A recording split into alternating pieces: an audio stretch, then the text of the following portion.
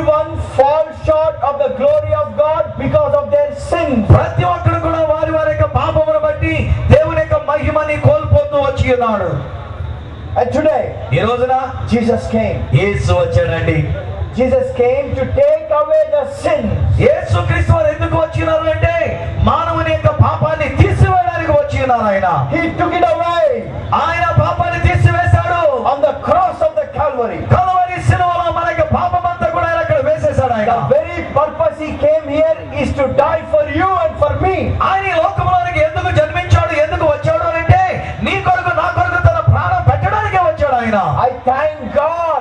Though I was born in different religion, I know the way, the truth and the life who is Jesus. నేను పుట్టుకలో ఒకవేళ వేరొక మతములో వేరొక విశ్వాసంలో నేను పుట్టినవాడిని అయినప్పటికీ ఇప్పుడైతే మార్గము సత్యము జీవమైనటువంటి యేసుని తెలుసుకున్నందుకు నేను ఆ దేవునికి ఎంతగానో స్తుతులు చెల్లిస్తూ ఉన్నాను. I am serving him not because of something. నేను మరి దేనిని గురించో అన్నట్టుగా నేను ఆయన సేవ చేయట్లేదండి. I am serving him because of his love. ఆయన యొక్క ప్రేమను బట్టి నేను ఆయన యొక్క సేవ చేస్తూ ఉన్నాను. Amen. Amen. I love him. I'm crazy about Jesus. నేను ఆ యేసయ్యను ఎంతగానో ప్రేమిస్తున్నానండి. పిచ్చి ప్రేమతో ఆయన ప్రేమిస్తూ ఉన్నాను నేను. I love him, you know. ఆయన ఎంతో నేను ప్రేమిస్తున్నాను యేసయ్యని. Amen. ఆమేన్.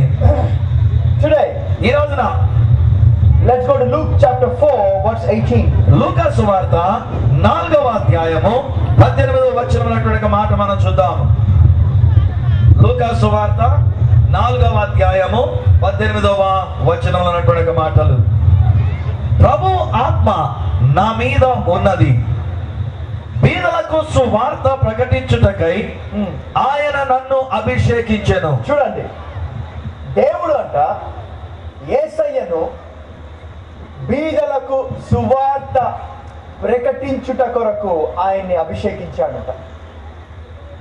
బీదలకు సువార్త ఏంటమ్మా? బీదలకు మంచి వార్త ఏంటి?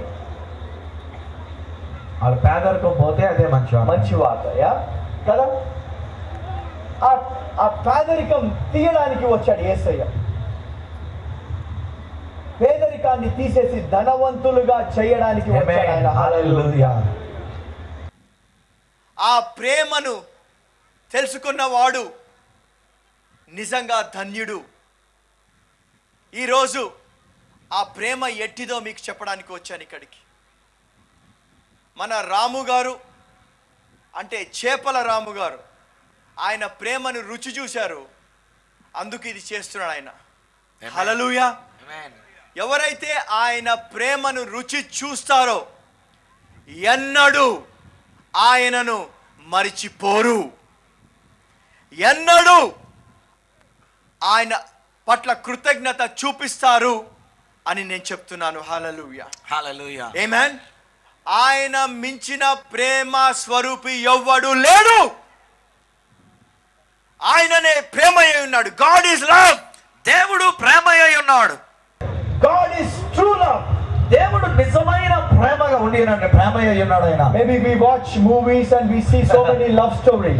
ఈ సినిమాలు చూసి అందులో అన్ని ప్రేమ కథలే కనబడుతూ ఉంటాయండి. But there is always selfishness in that movies. కానీ వాటిలో ఏంటంటే స్వార్థంతో కూడిన ప్రేమలే ఉంటాయండి అవన్నీ But కూడా. there is one love which is selfless. కానీ ఒకటి ఉందండి, నిస్వార్థమైనటువంటి ప్రేమ కథ. Jesus. అది యేసే. Hallelujah. Hallelujah. His love is perfect. యేసు యొక్క ప్రేమ పరిపూర్ణమైనటువంటి ప్రేమ. No love can be compared to the love of Jesus. ఈ లోకంలో ఉన్న ఏ ఇతరమైనటువంటి ప్రేమలు కూడా యేసయ్య ప్రేమతో సాటి రావు. Jesus was anointed to show the love of the Father. తండ్రి యొక్క ప్రేమను చూపించడానికి యేసు అభిషేకింపబడిన వాడు ఈ లోకంలోనికి వచ్చి ఉన్నాడు. He said, ఆయన అన్నారు, if you have seen me, you have seen the Father.